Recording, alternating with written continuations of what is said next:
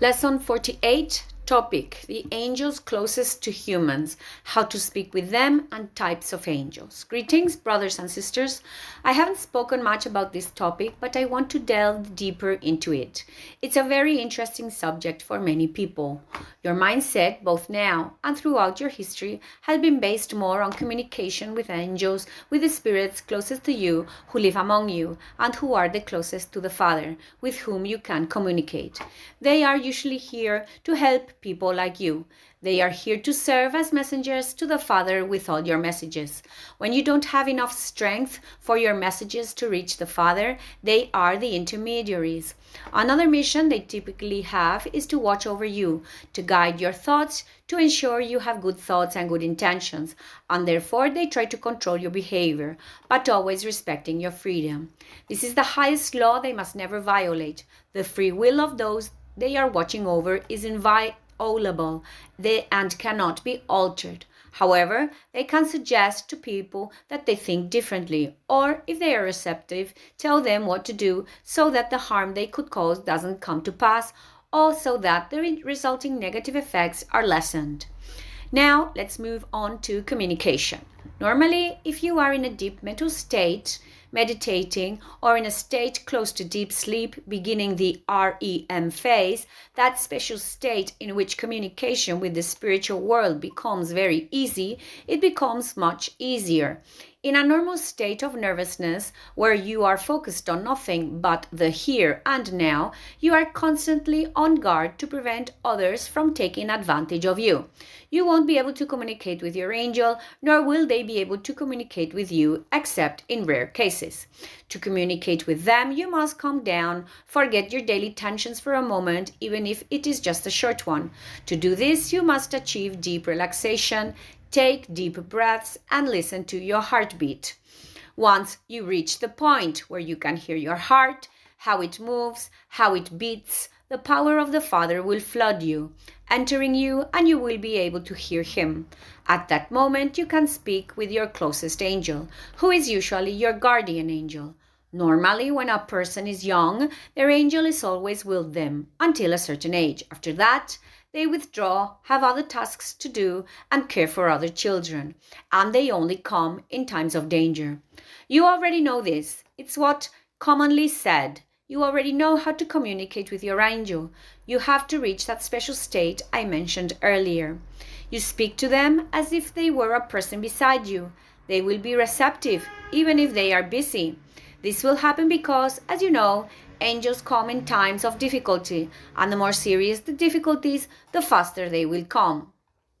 If you are receptive to their messages, and for that you need training, that is meditation, you will be able to hear them, and then you will be able to have a conversation. I have already explained what you have to do in other lessons, so I won't repeat it now. When you grow up, you have no other way to communicate except for very special people who have the very open mediumistic power. They communicate with great ease because they have an open door to the universe and to the Father. Their work has taken many reincarnations and much work in this reincarnation in general. Once they have established communication with their guardian angel, these very special people become prophets on earth. These people have this great virtue. They are very special. Do not destroy them. That is what society wants, to destroy these special people. You must protect them. They are very few. These people are also able to see angels and all the spirits around them, but that is normal. It is knowledge known to all. Children, when they are very young, up to 8, 9, or 10 years old, depending on the case, have the innate and quite common ability to communicate with their guardian angel. They can even see them and treat them like any other person they are conversing with. You, adults, are surprised by this, but they still have a special brain that allows them to communicate with the invisible world. You must remember this through meditation and pay attention to the children. In the world you live in, the angels closest to you are generally, as I said before, guardian angels. Only sometimes are there another special type of angel whom I have mentioned or spoken much about, but I will talk about them because it is a topic few people address. This is the topic of angels of death. These are angels who are usually in hospitals in places where many deaths occur, because they know there is a lot of work to be done there, and they appear occasionally when they know an accidental death is going to happen. In this case, it's not like the angel of death you portray in your images, films, and books. It's not like that at all.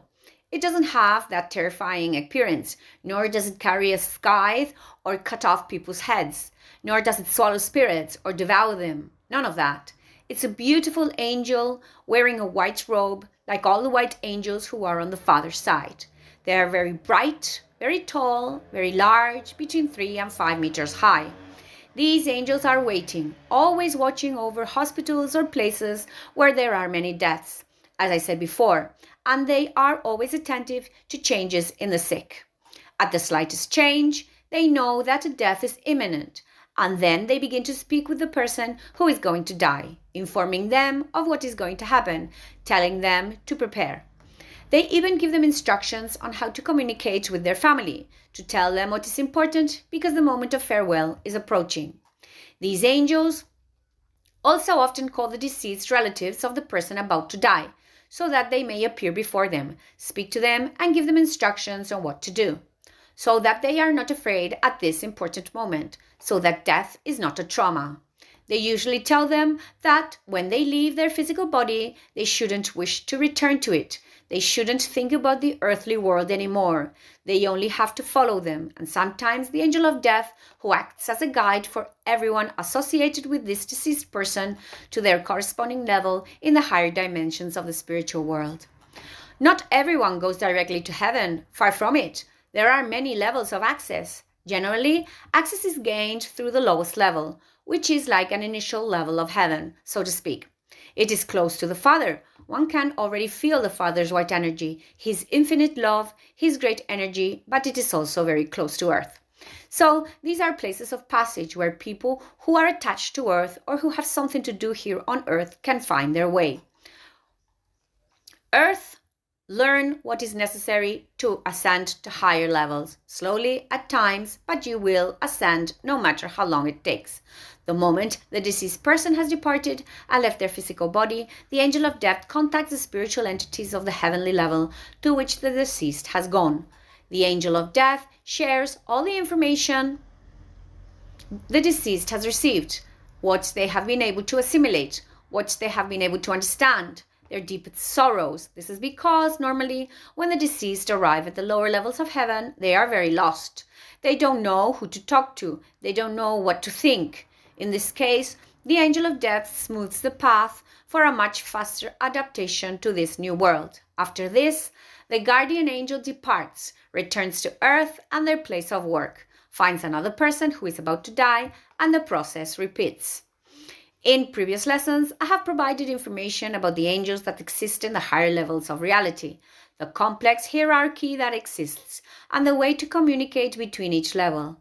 I won't repeat it here. There are also instructions on how to communicate with these spiritual entities. Take advantage of them because the methods of communication at these higher levels are much more effective than those used with the angels closer to earth. Practice a lot and you will achieve great success. On the negative side, angels also exist, of course, but they are spirits much more closely associated with evil.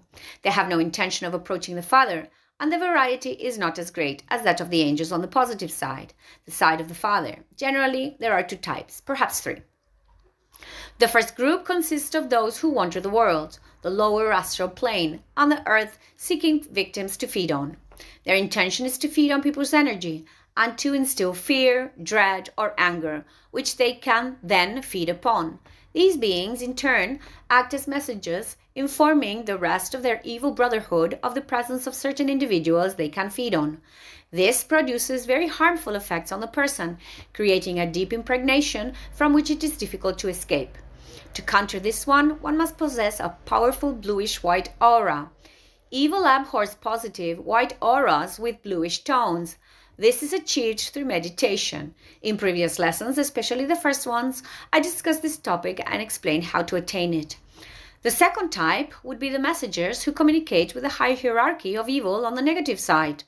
Good angels usually communicate directly because they have very open minds. They can also do it directly and very quickly. Evil angels, on the other hand, have closed minds. They have expanded them enough, and therefore messenger spirits are needed on this side of evil to communicate with a higher hierarchy. Finally, the last type of specialized angel is the one that engages in combat with angels on the positive side. These are special angels who have developed combat skills. They don't interfere with humans who have problems. They feed on their energy, but it's not their job. It's not their specialization. They fight, and they usually do it very well. They are fearsome. A thought in this case for those fighting in these wars, which are wagged almost daily, if not every day, against the side of evil. Many of your reincarnated brothers and sisters are fighting in these great battles, and they are doing a great job. They are too few. Many more are needed. I ask you to join the army of light. Evil is advancing, and we have it somewhat at bay, but not everywhere. It is advancing in many places, but in others we are advancing. There is a certain balance, but that balance is about to break, and that is why we need as much help as possible. In this lesson, I'm not going to talk about people who want to communicate with negative angels. They are doing enormous harm to themselves and to others. I don't intend to say anything about them, nor will I explain how to communicate with negative angels. I'll just say that they are liars. They tell you what you want to hear, only to deceive you and feed off your energy. That is why I ask you not to communicate with them by any means, not with a Ouija board, not electronically, nor through any medium that has images or sound. Do not invoke them because it will be difficult to get them to leave you, as they only want your energy. It only remains to say that I hope that with these messages, which my brother is so painstakingly collecting, you will raise your mental and spiritual energy and be able to communicate with the spiritual world. As I said before, many fighters are needed. We are going through a very difficult time, and if we lose the battle in the spiritual world, it will be lost in the physical world. However, despite the bad news, there is room for hope. There are signs of change. There are people who want change, who are fed up with so much evil, so much hypocrisy, and so many lies. That is why we are clinging for hope and to get people to unite in this battle. Please meditate, pray, do whatever you want, but communicate with the spiritual world. And above all, talk to your closest angel. It will help you a lot, and you will understand many things about why you are going through what you are going through in this life that seems so hard, and it truly is. But it is just a learning experience, and that is already quite enough. Well, perhaps another day I will speak more about this topic because there is much more I have to say. So till then, see you soon, brothers and sisters.